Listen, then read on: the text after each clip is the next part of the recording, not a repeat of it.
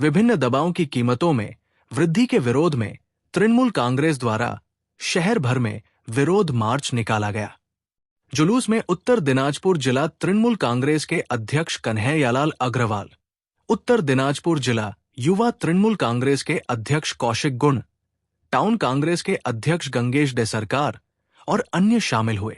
जुलूस शहर पार्टी मुख्यालय पावर हाउस चौराहे से शुरू होकर पोस्ट ऑफिस चौराहे से होते हुए पुनः तृणमूल पार्टी कार्यालय पर समाप्त हुआ।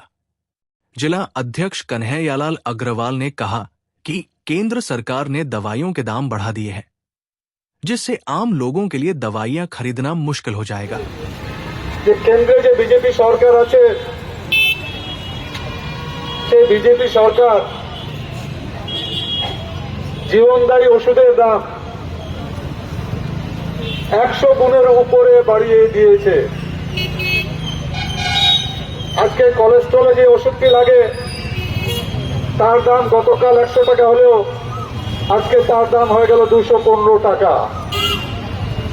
আজকে সুগারের ওষুধের দাম বেড়েছে, আজকে প্রেসারের ওষুধের দাম বেড়েছে। প্যারাসিটামল যেটা একটু জ্বর হলেই আমরা খাই, সেই প্যারাসিটামলের দাম বেড়েছে। অ্যান্টিবায়োটিক যেগুলো আছে অ্যান্টিবায়োটিকগুলোর দাম বেড়েছে। সব ওষুধের দাম বাড়িয়ে দিয়েছে। এই ওষুধের দাম বাড়াতে যারা আমাদের সাধারণ ভাই, গরিব ভাই যারা আছেন, মধ্যবিত্ত যারা আছেন, তারা ওষুধটা কিনবেন কোথা থেকে? ওষুধটা কিনতে তো যার টাকার প্রয়োজন, সেই টাকা তো সংসার করতে পারছে না, তাহলে কি করে ওষুধগুলো কিনবে? শুধু তাই নয়, স্বাস্থ্য বীমা যেটা আমরা অনেকে হেলথ ইন্স্যুরেন্স করে থাকি, যে কোনো সময় যদি আমার কোনো রোগ হয় বা আমার যদি কোনো গাড়ির অ্যাক্সিডেন্ট হয়, তাহলে আমার যদি স্বাস্থ্য বীমা করা থাকে, তাহলে সেখানে আমার চিকিৎসার সব খরচটাই কিন্তু স্বাস্থ্য বীমার মাধ্যমে, যারাই আমরা মেডিকেল ইন্স্যুরেন্স করি, সেখান থেকে সেই টাকাটা পাওয়া যায়। কিন্তু কেন্দ্রের সরকার, মোদীজির সরকার এই স্বাস্থ্য বীমার উপরেও জিএসটি লাগিয়ে দিয়েছে। বলছে স্বাস্থ্য বীমাটা আপনাদের স্বাস্থ্যের পরিষেবার মধ্যে পড়ে না, স্বাস্থ্য বীমাটা পড়ে একটা অর্থনৈতিক লেনদেন। মানে যদি আপনার অ্যাক্সিডেন্ট না হয় তাহলে আপনার স্বাস্থ্য বীমাটা কোনো কাজে লাগবে না। এই কারণে স্বাস্থ্য বীমার উপরেও জিএসটি লাগিয়ে দিয়েছে। চিড়ের উপরে জিএসটি বেশি, হীরার উপরে জিএসটি কম। খাওয়ার বিস্কুটের উপরে জিএসটি বেশি, সোনার বিস্কুটের উপরে জিএসটি কম। মুড়ির উপরে জিএসটি, চূড়ার সব জিনিসের উপরে জিএসটি। পাশাপাশি আমাদের মুখ্যমন্ত্রী মাননীয় মমতা বন্দ্যোপাধ্যায় স্বাস্থ্য সাথীর কার্ড করেছে বিনা পয়সায় চিকিৎসার জন্য। স্বাস্থ্য সাথী কার্ড, সেই স্বাস্থ্য সাথী কার্ডে আপনারা 5 জনের চিকিৎসা বিনামূল্যে করাতে পারেন। আর সেই স্বাস্থ্য সাথী কার্ডের করটা করা হয়েছে মহিলাদের।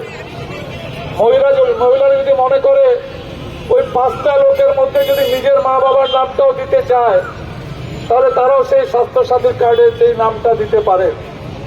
মুখ্যমন্ত্রী মমতা বন্দ্যোপাধ্যায় 2011 ক্ষমতায়, তারপর থেকে কন্যাশ্রী, রূপশ্রী, স্বাস্থ্য সাথী, খাদ্য সাথী, কত প্রকল্প করেছেন। একমাত্র উদ্দেশ্য যে গরিব মানুষরা যেন খেয়ে পরে বাঁচতে পারে। পাশাপাশি কেন্দ্রের মোদী সরকার খালি জিএসটির মাধ্যমে মানুষের পকেট থেকে টাকা কিভাবে টেনে নেওয়া যায় সেই মানসিকতা নিয়ে চলছে। আজকে আমরা যারা এখানে উপস্থিত হয়েছি, কম বেশি সবাই আমরা কিন্তু ওষুধ খাই, কম বেশি আমরা সবাই ওষুধ খাই। এটা কিন্তু আমাদের সবাইকে ভুগতে হচ্ছে এই আর ওষুধের দামটা। গতকাল পরশু একটা ওয়াকফ বিল, মানে কেন্দ্রীয় সরকার খালি ওই সাম্প্রদায়িক বিভাজন খালি করবে। মমতা বন্দ্যোপাধ্যায় যতগুলো প্রকল্প করেছে সেটাতে কোনো জাত পাত ধর্ম বর্ণার গাড়ির বডির উপরে লিখে দিল বেটি বাঁচাও বেটি পড়াও, কোনো লাভ হয়নি। খালি গাড়ির বডির উপরে লেখা আছে বেটি বাঁচাও বেটি পড়াও। তো আজকে আমরা এখান থেকে গোটা রাজ্যে আজকে কিন্তু এটা একটা প্রতিবাদ সভা হচ্ছে।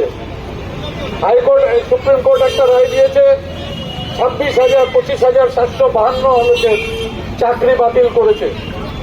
মুখ্যমন্ত্রী আমাদের মাননীয় মমতা বন্দ্যোপাধ্যায় পরিষ্কার বলেছেন যে আমরা জুডিশিয়ারিকে সম্মান দিয়েও এই রায়টা মানতে পারছি না। 7 তারিখে নেতাজি ইন্ডোরে একটা সভা আছে, সেই সভার মধ্যে থেকেই আগামী দিনে কি পদক্ষেপ হবে সেটা সেখানে নির্ধারিত হবে। তো আজকে আমরা যেহেতু আগামীকাল রামনবমী, আমরা রামনবমী নিয়েও কয়েকটা সভা করেছি। আমরা সবাই মিলে ইসলামপুরে যেটা ঐতিহ্য আছে, আমরা সবাই মিলে রামনবমী উৎসবেও উদযাপিত করব। আমাদের এখানে আমরা সবাই ঈদ হলে আমরাও সবাই অংশগ্রহণ করি। আমি এলাকায় যে জলসা হলে আমরা সবাই হিন্দু মুসলমান সবাই ওখানে থাকে। অষ্টপ্রহর হলেও আমি নিজে দেখেছি, অষ্টপ্রহর হলেও হিন্দু মুসলমান সবাই ওখানে থাকে। তো ইসলামপুরে একটা ঐতিহ্য আছে, এখানে যদি কেউ মনে করে যে বাইরে থেকে এসে আমি কোনো গন্ডগোল করাবো, অসম্ভব, তা পারবে না। আগামীকাল আমরা সবাই অংশগ্রহণ করব। আর আজকে এই প্রতিবাদ সভার মধ্যে দিয়ে আমরা প্রতিবাদ জানাচ্ছি যে কেন্দ্রে যে সরকারটি আছে, এই যে নিত্য প্রয়োজনীয় জিনিসপত্রের দাম বাড়ছে এবং জীবনদায়ী ওষুধের যে দাম বাড়িয়েছে, সেই দামগুলি প্রত্যাহার করতে হবে। এই বলে সবাইকে ধন্যবাদ জানিয়ে